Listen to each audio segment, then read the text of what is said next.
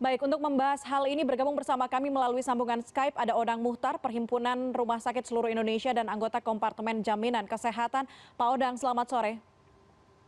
Ya, selamat sore. Pak Odang, Salam, salam, salam dulu, salam dinamis sehat.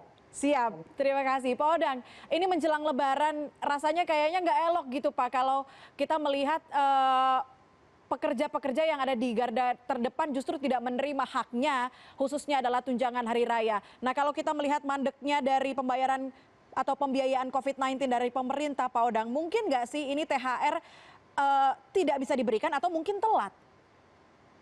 Eh, Pemirsa yang terhormat CNN, kita pilahkan dulu, dudukan secara benar kita pilahkan. Dari 2.600 rumah sakit seluruh Indonesia lebih, itu 1.600-an itu adalah rumah sakit pemerintah dan Pemda. Artinya apa? Mereka itu umumnya juga merupakan ASN daripada pegawai pemerintah maupun Pemda. Nah, kalau yang statusnya, kemudian ada rumah sakit swasta kurang lebih 600-an.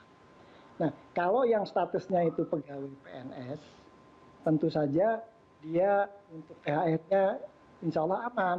Nah, kalau kita lihat besok itu sudah ada berita, besok sudah mulai dibagikan. Nah, tapi memang betul dari sudut manajemen cash flow-nya rumah sakit, kunjungan berobat seperti Anda kutip tadi juga memang ke rumah sakit ya, itu menurun. Oleh karena itu, kita lingkungan Persi sudah mulai membahas telemedicine dan lain sebagainya. Itu ingin melihat masa depan. Tapi kondisi sekarang saat COVID ya memang kita was-was juga. Saya akan luruskan soal pembayaran COVID-19. Jadi sumber rumah sakit itu kan sekarang tuh ada 3. Pertama dari JKN BPJS, pasien-pasien yang berobat dari JKN BPJS, itulah yang turun kurang lebih 50%. Kemudian sumber yang kedua, ini belakangan ini, itu adalah dari pembayaran visa COVID, melayani COVID. Di mana ini risikonya seperti Anda selalu katakan, kita dengar semua, garda terdepan kita korban.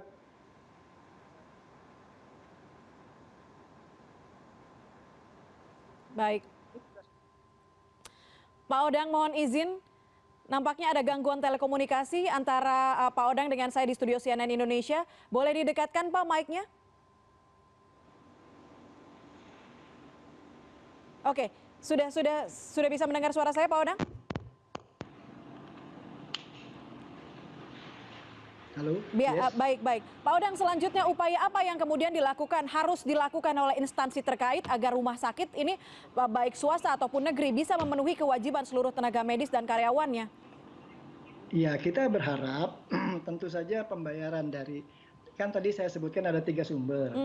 Yang dari BPJS, yaitu pasien JKN, kita harapkan makin lancar. Ya, apalagi ini kan baru heboh-heboh iuran BPJS dinaikkan. Nah, harapan kita cash flow-nya BPJS menjadi lancar. Akan tetapi memang kunjungan ke rumah sakit akibat orang takut berobat ke rumah sakit itu memang turun, dan itu dampaknya kepada tagihan juga.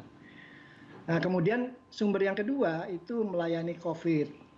Ini menurut hemat kami dari 1.000 rumah sakit COVID yang melayani itu sudah ada melakukan tagihan sampai 100 rumah sakit. Dan umumnya begitu dokumen lengkap disampaikan oleh pemerintah, dalam hal ini Kementerian Kesehatan, dibayar 40-50%. Nah, itu tentu saja harapan kita menjadi lebih baik kondisi keuangan rumah sakit. Pak Odang, tapi sejauh ini mungkin Pak Odang mengetahui koordinasinya dengan pemerintah untuk pembiayaan COVID-19 ini seperti apa? Akan ada deadline kah tanda kutip? Oh, kalau Perpresnya kita itu kalau aturan sih jelas bahwa 7 hari sejak dokumen diserahkan oleh rumah sakit klaim COVID itu maka divalidasi paling lambat 7 hari oleh BPJS, kemudian dibayarkan ke rumah sakit. Tetapi tadi saya ulangi, menurut Perpresnya, peraturan presiden, bahwa KMNK-nya sejak dokumen diserahkan untuk COVID, maka itu kita sudah rumah sakit berhak mendapatkan pembayaran 50% dari tagihan. Sampai saat ini ada yang memberikan laporan, Pak, sudah memberikan dokumen tapi belum mendapatkan pembiayaan bahkan 30% atau 50%-nya. Ya, waktu kita mulai melayani COVID bulan-bulan Februari, Maret itu kan peraturannya belum terbit, regulasinya. Nah, sehingga itu masing-masing pihak, apakah rumah sakit maupun pemerintah dan BPJS itu yang melakukan validasi tentu saja harus saling koordinasi. Nah, makin belakangan ini kita berharap tentu makin baik. Gitu. Oke, Pak Odang, kemudian dengan rumah sakit, misalnya rumah sakit swasta atau rumah sakit non-COVID yang mungkin ada ODP atau PDP datang ke rumah sakit tersebut, itu kan operasionalnya juga tetap berjalan, harus membeli hazmat, harus membeli APD dan segala macamnya. Ini sokongan operasionalnya datang dari mana kemudian, Pak? Apakah memang sumbangan dari masyarakat ini cukup bisa membantu kehidupan ataupun operasional dari sebuah rumah sakit? Tentu saja gotong royong dari publik itu ada yang mengalir, apakah dari ikatan konsultan kesehatan, ya banyaklah dari grupnya perusahaan-perusahaan konglomerasi itu juga banyak. Dan itu tentu sangat membantu untuk terutama APD dan sebagainya. Akan tetapi tetap saja kita membutuhkan yang namanya gotong royong bersama, kerjasama, agar sebetulnya kata kunci kalau bagi saya dari BPJS Review melihatnya bukan sebagai kacamata juga tenaga kesehatan, yang harus kita bendung itu jangan sampai tertular. Karena kalau kelipatan tertularnya kan sudah kita tahu bersama, itu akan kelipatan sekian. Itu bisa-bisa sangat mungkin rumah sakit kita kewalahan jumlah dokter kita dan lain sebagainya, seperti terjadi di negara lain. Gitu. Nah, ini yang harus kita hindari. Jadi jaga jarak, traveling dan lain sebagainya. Walaupun tentu itu tidak mudah bagi pemerintah dan kita masyarakat. Pada waktu tidak bisa keluar, tidak cari nafkah, tentu pendapatan menjadi nol, turun. Nah, ini merembet kemana-mana. Disinilah kesatuan kita bersama yang harus kita bangun. Oke. Pak Odang, merujuk mengenai dana penanganan pasien COVID-19 yang belum cair, masih mandek, tadi juga disebutkan ada lebih dari 100 rumah sakit bahkan sudah mengajukan klaim secara online, diprediksi angkanya melebihi 100 miliar rupiah, tapi kunjungan ke rumah sakit juga menurun 60%. Ini kalau Pak Odang melihat dari banyaknya rumah sakit di Indonesia, ada yang potensialkah untuk gulung tikar? Kalau saya ada dua sisi kita melihatnya. Kita tidak bisa serta-merta seakan-akan seperti berita tadi, COVID itu dananya tidak turun. Pemerintah menyediakan melalui Kemenkes. Cuma proses validasinya oleh BPJS tentu menurut teorinya, regulasinya dalam 7 hari sudah harus diterbitkan pembayaran. Nah, ini sedang berproses, kita lihat. Kalau tadi Anda mengutip dari mana saya nggak tahu bahwa ada yang sudah mengajukan tidak dibayar. Tidak dibayarnya dugaan saya sudah pasti karena beberapa kelengkapan dokumen yang belum dipenuhi. Dan itu harus kita penuhi secara baik.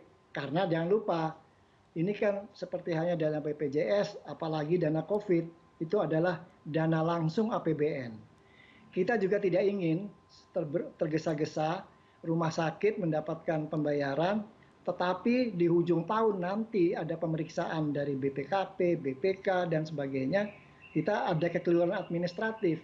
Yang itu dampaknya bagi rumah sakit, itu bagi kita sangat tidak menyenangkan.